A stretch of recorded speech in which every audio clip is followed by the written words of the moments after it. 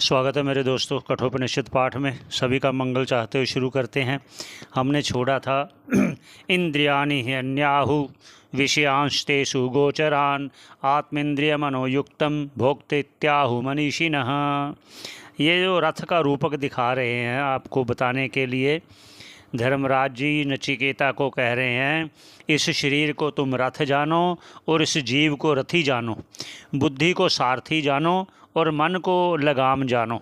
किसके लगाम जानो? इंद्रियां को। उसका आगे जो भाष्यकार जी कह रहे हैं वर्णन करते हैं। क्या कहते हैं आइए। इंद्रियानि ह्यन्याहु, इंद्रियों को आप घोड़े जानो, विषयांश तेषु गोचरान, और जो विषय है ना, विषय अर्थात जो शब्द स्पर्श रूप रस गंध आदि, ये 5 विषय कहे गए हैं।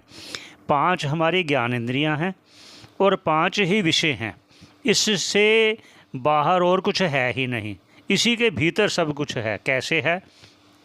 जैसे जो 5 हमारी ज्ञान इंद्रियां हैं, आँख से हम देख सकते हैं, कान से हम सुन सकते हैं, नाक से सूंघ सकते हैं और जिह्वा से हम रसना ले सकते हैं और त्वचा इंद्रियों से स्पर्श का ग्रहण करते हैं।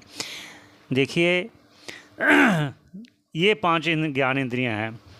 चक्षु है, नासिका है, कर्ण है और ये रसना इंद्रियां हैं और त्वचा। ये 5 ज्ञान इंद्रियों से ही सभी ज्ञान होता है। ये विषय हैं, इनको विषय कहा गया। विषय क्या है? शब्द स्पर्श रूप रस गंध। लेकिन इनसे हमें ज्ञान होता है, जो ज्ञान इंद्रियां कहा गया, इनसे ज्ञान होता है। विषय अपने अपने, जो ज्ञान इंद्रियां वो अपने अपने विषयों में जाती हैं। जैसे जो चक्षु है वो दृश्य ही देख सकता है, सुन नहीं सकता। कर्ण सुन सकते हैं, दृश्य देख नहीं सकते। ऐसे ही सभी इंद्रियों का अपने अपने विषय हैं। ऐसे ही ये घोड़े जो हैं, इंद्रियां रूप घोड़े, ये अपने अपने ही विषयों को ग्रहण करने जाती हैं। अर्थात यही कहा गया, घोड़े अपने अपने रास्तों पे चलते हैं। अर्थात इंद्रियां अपने अपने विषयों को ग्रहण करती हैं, ये कहना। इंद्रियाणि ह्यन्याहु विषयांश तेषु गोचरान, विषय अपने अपने, इंद्रियां जो हैं अपने अपने विषयों को ग्रहण करती हैं। आगे क्या कह रहे हैं? आत्मेन्द्रिय मनोयुक्तम भोक्ते इत्याहु मनीषिणः। अब मुख्य बात जो है वो कह रहे हैं। क्या कह रहे हैं? आत्म इंद्रिय मनोयुक्त, अर्थात जो ज्ञान इंद्रियां हैं और मन, ये दोनों इकट्ठे मिलकर काम करते हैं। कैसे? आपको शंका हो सकती है, ये इकट्ठे कैसे करते हैं?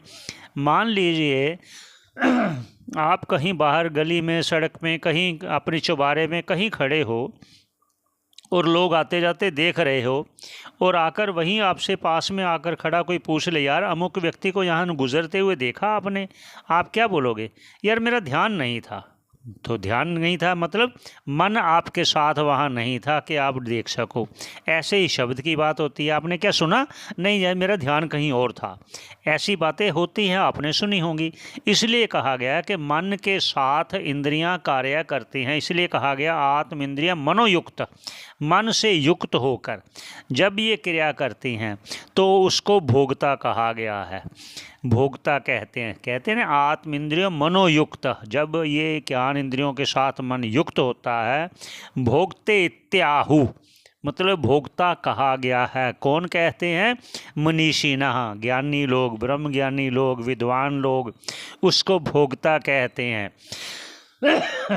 अब यहाँ और भी कहते चलते हैं साथ में। अगर इसको भोक्ता कहा गया है तो फिर कर्ता भी तो यही हुआ, क्योंकि जो करेगा वही भोगेगा। इसके लिए आगे चर्चा होनी है, इसलिए इसका प्रसंग साथ में बोल दिया। एक जो पहले कहा गया है छाया तपौ, जो पहले कहा गया ना, एक पहले मंत्र आया है जिसमें कहा ऋतम पिबंतु, उसमें छाया तपु ब्रह्मविदो छाया तपु। यहाँ जो छाया तपु है उसमें आपको फिर भी बता दें, एक प्रकाश रूप है, एक अज्ञान रूप है। जो प्रकाश रूप है, अज्ञान अर्थात जड़ है, जड़ अर्थात बुद्धि है। जो तपो है अर्थात चेतन है, वो उसमें चेतन और ये युक्त होकर ही, जब तक चेतन देह के साथ जुड़ा हुआ है, बुद्धि के साथ जुड़ा हुआ है, तभी तक वो जीवित कहलाता है, क्रियाशील कहलाता है। आगे हमारे साथ जुड़े रहें। धन्यवाद।